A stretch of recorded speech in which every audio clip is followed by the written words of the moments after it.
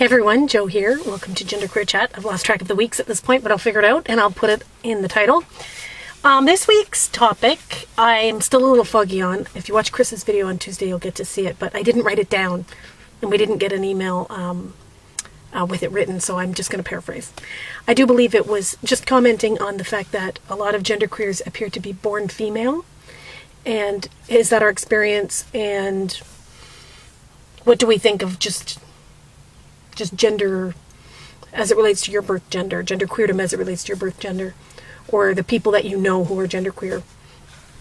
I don't know if this is going to come off sounding like incredibly stupid or not homophobic, because I'm not a homophobe, but sexist, or I don't even know what word, but it always seemed to me in my life, that men had very concrete sexuality and women seem to have more gender or fluid sexuality. And I'm talking about sexuality, not gender here.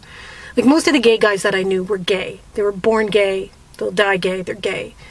And most of the women I knew who were lesbians sort of were bi or were exploring.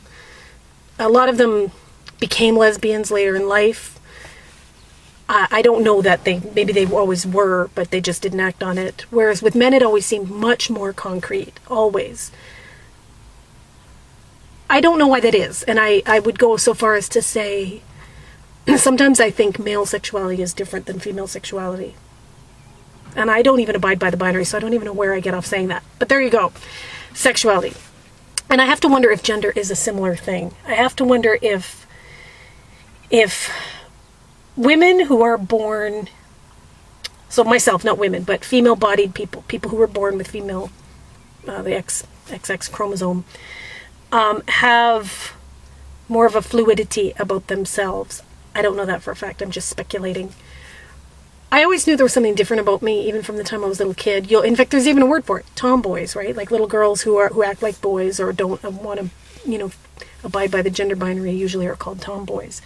Whereas boys who don't abide by the gender binary, well, faggy, I suppose. But there's no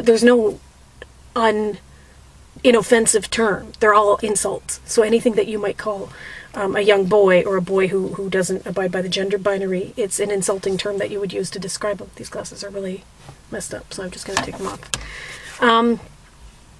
So I think as a result, it's easier for a girl to explore alternate gender expressions. It's easier for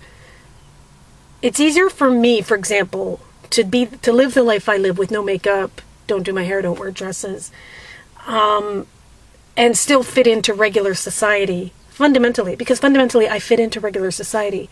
Whereas if a man wanted to do the things like wear, for instance, the wig that Chris was wearing in his video, or just wear a wig, or wear makeup, maybe was kind of okay in the 80s, but in certain society it's just not acceptable. It's just grossly unacceptable for men to explore and play with gender in the workplace and stuff like that. It's just not really socially acceptable the way it is for women, the way it is for female-bodied people. And so, yes, it seems to me there always seem to be more female-bodied, born genderqueers.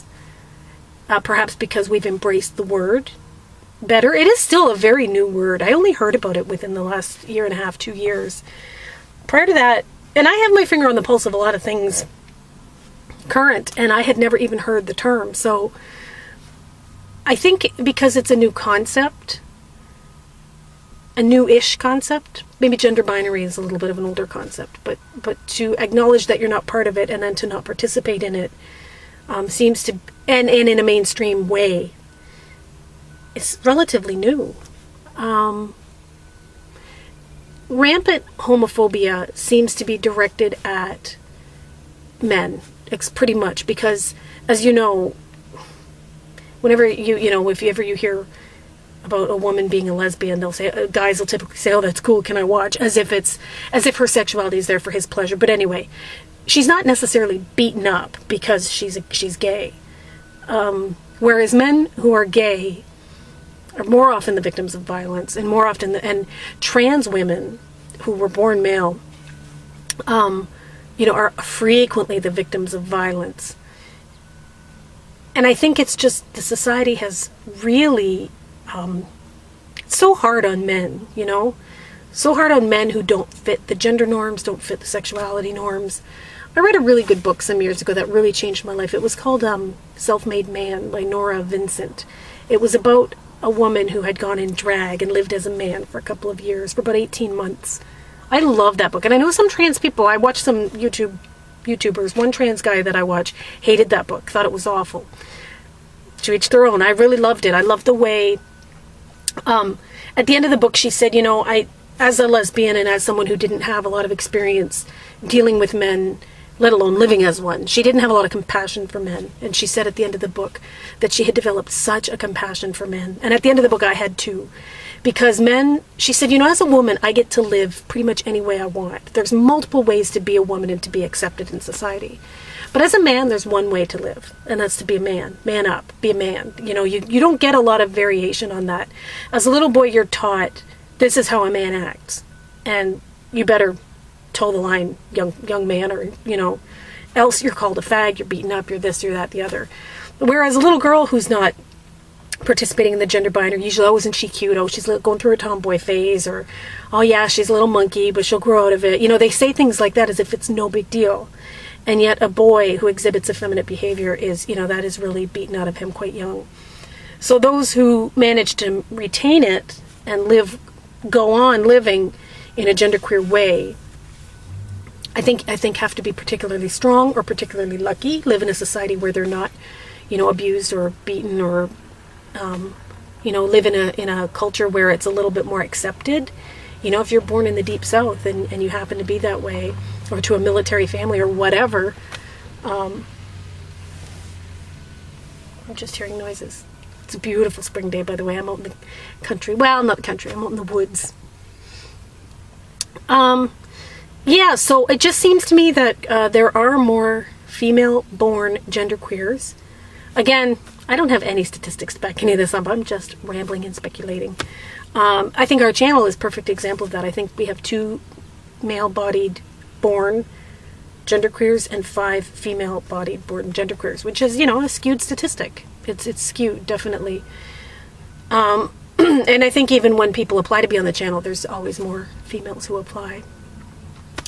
I often wonder if I was born male, if I would have such an easy time of it. I sometimes think I have a pretty easy life. Things come easy to me. I don't have to fight too hard to be the person I am. I don't have to worry a lot about life. But I remember Jess, who was a former genderqueer chatter. Oh my god, the cute dogs over there. I remember Jess once saying that if she were a guy, she'd be kind of an effeminate guy. And she'd be, and I had to laugh because that was me to a T.